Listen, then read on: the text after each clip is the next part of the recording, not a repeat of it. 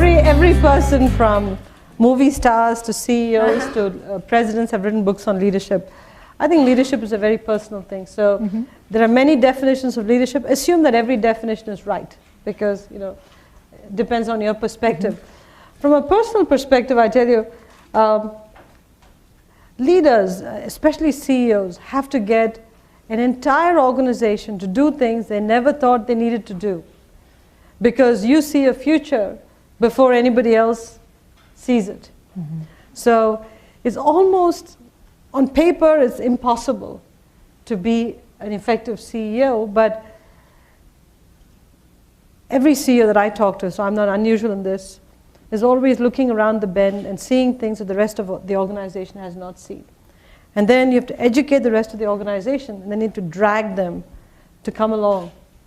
And it's even worse when the company is doing well, because they'll say, if it ain't broke, why fix it? And you go, because it's going to break. How do you know? How do you know? Trust me, it's going to break. And so that's the worst message, because turning around a successful company is harder than having a burning platform. Very early in your life, invest in communication skills. How to motivate people, small groups, medium-sized groups, large groups. How do you write in a way that's pithy and to the point? Today's world of writing and texting has actually created a problem, because you think writing in 20 characters can convey what a good document can. Okay? I'm sure to you all, the same 20 characters convey the same message that, I don't know, the Gettysburg Address did, but unfortunately that's not true. You have to learn how to communicate, because when you're communicating with large groups of employees, I'm assuming that you'll want to move up the ladder, how you communicate and motivate them is critically important. And if you don't learn it early in life, you're never going to learn it later on in life.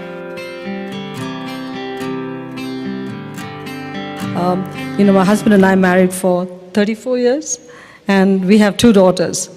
And every day you have to make a decision on whether you are going to be a wife or a mother. In fact, many times during the day, you have to make those decisions. And you have to co-opt a lot of people to help you. We co-opted our families to help us. We plan our lives meticulously so we can be decent parents. But if you ask our daughters, I'm not sure they will say that I've been a good mom. I'm not sure.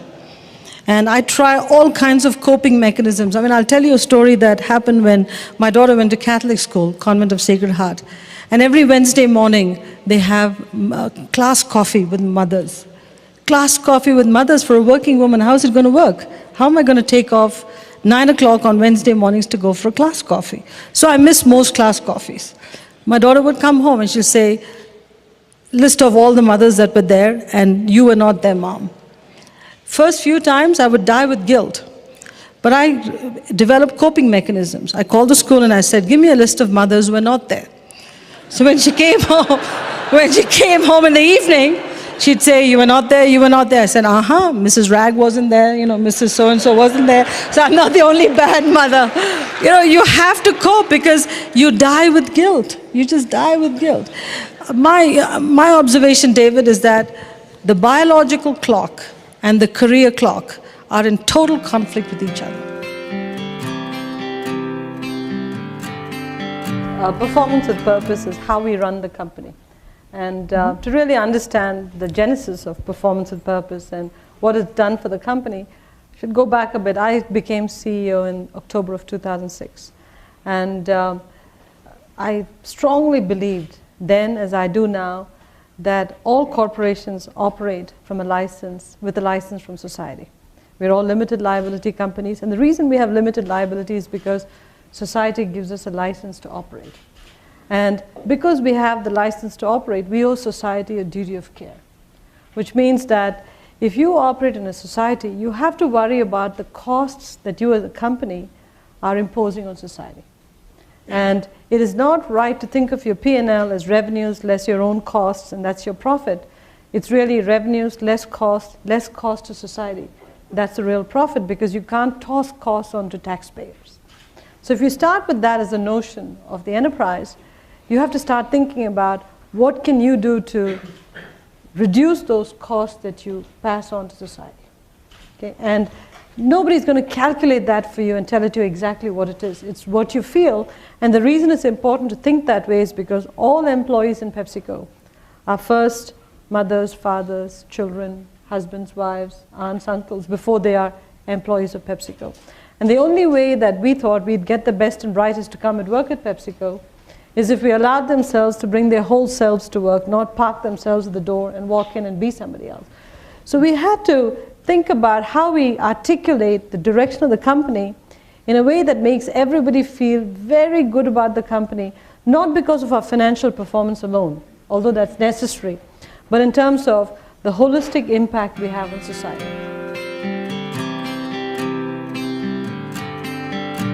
You developed a global perspective. You devoured the news. I used to go to the US Embassy Library, the British Council, the Alliance Française, the Max Muller-Bavin. You just studied languages. You devoured everything because you were in a country which was not powerful, and therefore you wanted to learn the world. I come here and I say one of the big issues we have is we are in a country that's so powerful, that's so big, you don't need to know the rest of the world, or you didn't need to know the rest of the world. Now we have to. We didn't need to know the rest of the world, so perhaps we grew up a little bit more insular. And so many of the leaders we developed for CEO positions, if you only grew up in the US, you have less of a global perspective than if you grew up in Asia or a smaller country. And so what we're having to do now is develop people for this global perspective. So in a way, I'd say, even though I came with the disadvantage of not having grown up in the system, I came with the global perspective. I came with an emerging markets perspective. I came in here saying, hey, business has to and can be done in different ways. And it was easier for me to assimilate this model and bring the two together.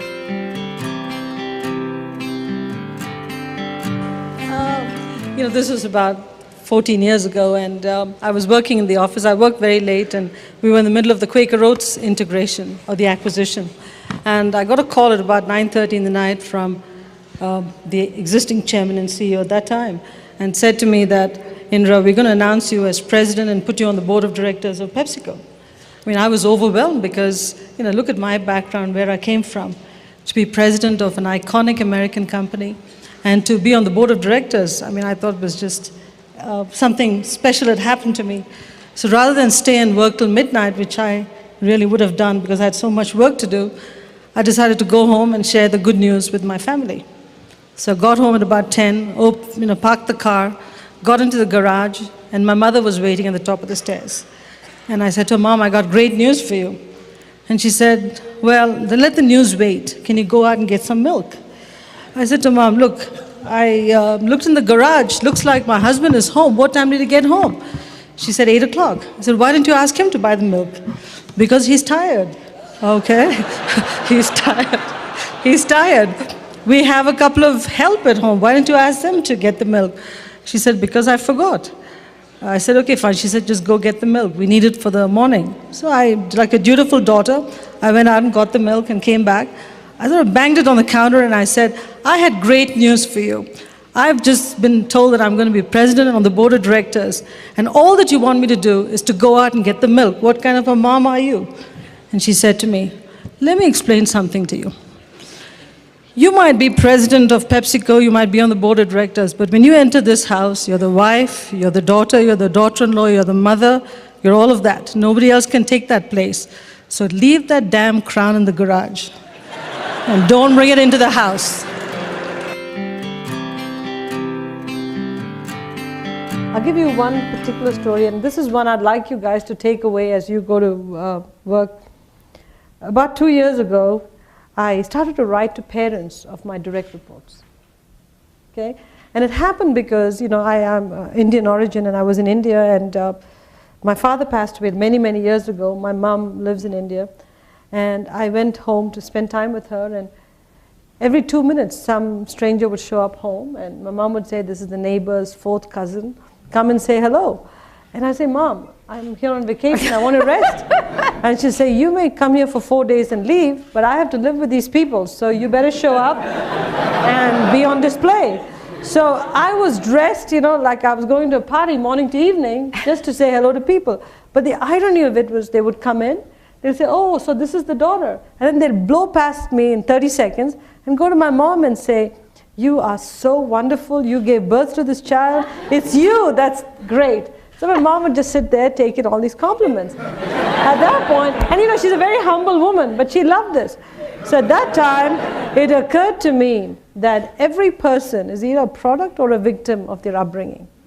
So I came back and I said, look, I have, at that time, between my direct reports and one more level, I had 27 of them. I said, all of these people who run PepsiCo are in fact the products of their upbringing. So I owe their parents a thank you.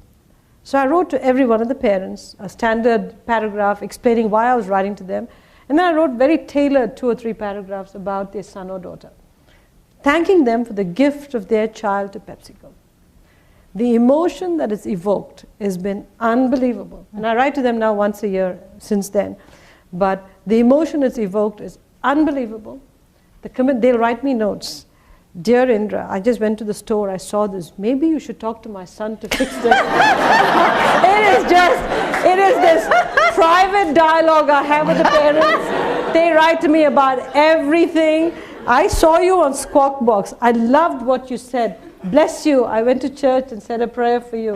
You know what? It's a private dialogue I have with parents, and I think it increases the commitment of the executives to PepsiCo because it's brought the whole family in. We always wrote to spouses, that's a PepsiCo tradition, but now we brought the parents in. And I say this to you because, remember I talked to you about ruling the company with heart, head, and hands? This is the heart part. And it takes more time. I also made a commitment, which I think may have been a mistake, but I committed that I would visit every one of those parents. So out of my 16 direct reports, I've done 10. I still have 6 to go. But they're not in the most readily accessible places. But I'll get it done. It was worth it.